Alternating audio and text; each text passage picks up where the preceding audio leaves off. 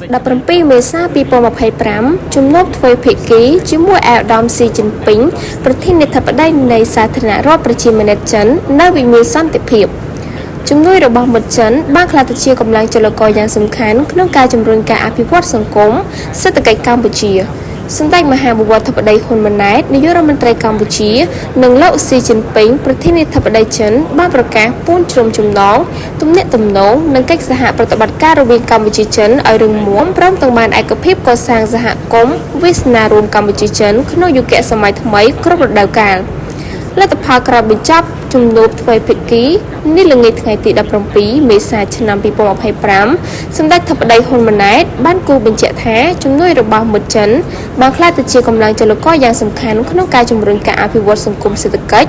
ការកសាងហេដ្ឋារចនាសម្ព័ន្ធនិងការលើកកម្ពស់ជីវភាពប្រជាពលរដ្ឋសម្ដេចបានសង្កត់ធ្ងន់ថាដំណើរទស្សនកិច្ចរបស់លោកប្រធានាធិបតីស៊ីជីនពីង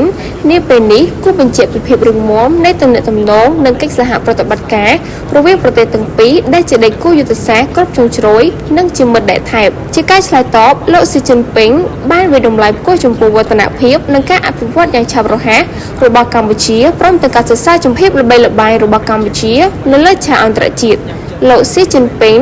បានបង្ហាញជំនឿយ៉ាងមុតមាំថាក្រោមការដឹកនាំដ៏ឆ្លៀសវៃរបស់សម្ដេចមហាបវរធិបតីកម្ពុជានឹងបន្តរក្សាបាននូវសុខសន្តិភាពស្ថិរភាពនិងបន្តអភិវឌ្ឍលើគ្រប់វិស័យថែមទៀតក្នុងនាមជាមិត្តដែលថែបរបស់កម្ពុជាលោកស៊ីជីនពីងបានលើកឡើងថាចិននឹងបន្តពង្រឹងនិងពង្រីកកិច្ចសហប្រតិបត្តិការគ្រប់វិស័យជាមួយកម្ពុជាហើយបានគូបញ្ជាក់ពីការបដិញ្ញាចិត្តគាំទ្រកម្ពុជាយ៉ាងមុតមាំនៅគ្រប់កលៈទេសៈដើម្បីជួយកម្ពុជាសម្រេចបាននូវចក្ខុវិស័យឆ្នាំ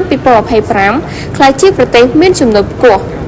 លោកស៊ីជីនពីងបដិញ្ញាជំរុញវិនិយោគក្រិននិងទេសចរចិនកាន់តែច្រើនមកកម្ពុជាបន្តផ្តល់ជំនួយសម្រាប់សកម្មភាពបោះសម្អាតមីនបន្តជួយគម្រោងផ្លូវជនបទការផ្គត់ផ្គង់ទឹកនិងបណ្ណាអគ្គិសនីព្រមទាំងផ្តល់អាហារូបករណ៍រដ្ឋាភិបាលចិនចំនួន 1000 កន្លែងក្នុងរយៈពេល3ឆ្នាំ